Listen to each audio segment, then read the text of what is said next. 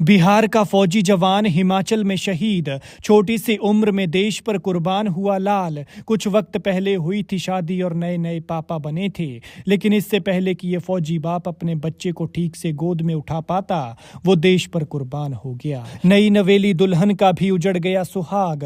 बेचारी लाल जोड़े में सजती संवरती थी, लेकिन किस्मत को शायद कुछ और ही मंजूर था कि शादी के कुछ दिन बाद ही तिरंगे में लिपट कर घर पहुंचा फौजी पति और उस बेचारी की जिंदगी से सारे रंग ही उड़ गए। फिर कुछ साल पहले जिसे जीवन साथी बनाकर उसके साथ 7 जन्मों तक साथ चलने की कस्में खाई थी, वो कुछ वक्त उसके साथ चलकर जिंदगी की कठिन राह पर उसे अकेला कर गया और फिर पार्थिव देह पर लाल जोड़ा चढ़ाकर शहीद पति को विदाई देनी पड़ी। सुबह बेटे से फोन पर की हंसी ठिठोली, खूब लाड प्यार लड़ाया, परिवार का भी हाल जाना। पत्नी से बात की तो सब ठीक ठाक था, लेकिन थोड़ी देर बाद इस परिवार को ऐसी खबर मिली कि जिसने इनकी दुनिया ही बदल दी। माँ बाप की आंखों का नूर छिन गया, पत्नी की मांग का सिंदूर मिट गया और 1 साल का नन्हा सा वो मासूम जिसने अपने पापा को ठीक से देखा भी नहीं था, उसके सिर से पिता के पेड़ की वो छांव ही गायब हो गई।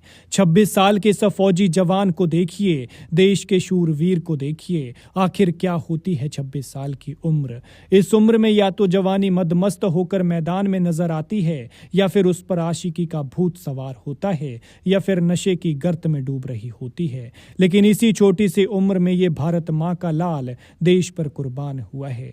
इस शहीद जांबाज का नाम है संजीव कुमार भंडारी। संजीव कुमार बिहार के रहने वाले थे और हिमाचल प्रदेश के पहाड़ी इलाके में तैनात थे, लेकिन यहाँ कुछ ऐसा हुआ जो शायद इन्होंने सोचा भी नहीं होगा। जानकारी के मुताबिक संजीव भंडारी हिमाचल प्रदेश के समदू पहाड़ के सीमावर्ती इलाके में तैनात थे।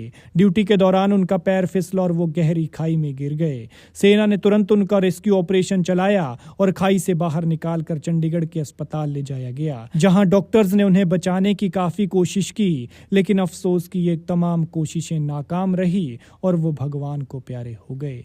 संजीव बिहार के सुपौल जिले के मरोना के गांव घमरिया के रहने वाले थे। उनकी शहादत की खबर से परिवार टूट गया है।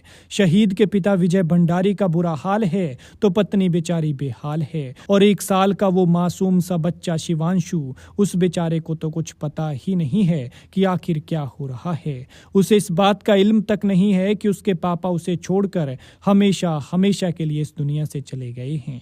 फिर जैसे ही संजीव की पार्थिव देह आज यानी सोमवार दोपहर बाद उनके पैतृक गांव पहुंची तो चीख पुकार से इलाका दहल उठा। फिर कुछ वक्त पहले जिस आंगन से वो फौजी बेटा चलकर निकला था, उस आंगन में वो 4 कंधों पर पहुंचा तो परिवार तड़प उठा। पत्नी बेचारी ताबूत को पति समझकर उससे लिपट कर रोती रही, चीखती रही, चिल्लाती रही।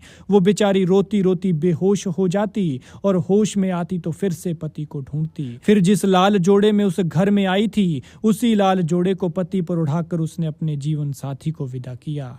जिन रास्तों से वो फौजी बेटा कभी दौड़ता हुआ जाता था, आज उन रास्तों से वो 4 कंधों पर निकला तो मानो फिजाएं भी रो पड़ी। शहीद को अंतिम विदाई देने के लिए भारी संख्या में हुजूम उमड़ा। ये भीड़, ये मजमा देखिए, शहीद को विदाई देने के लिए ही आया है।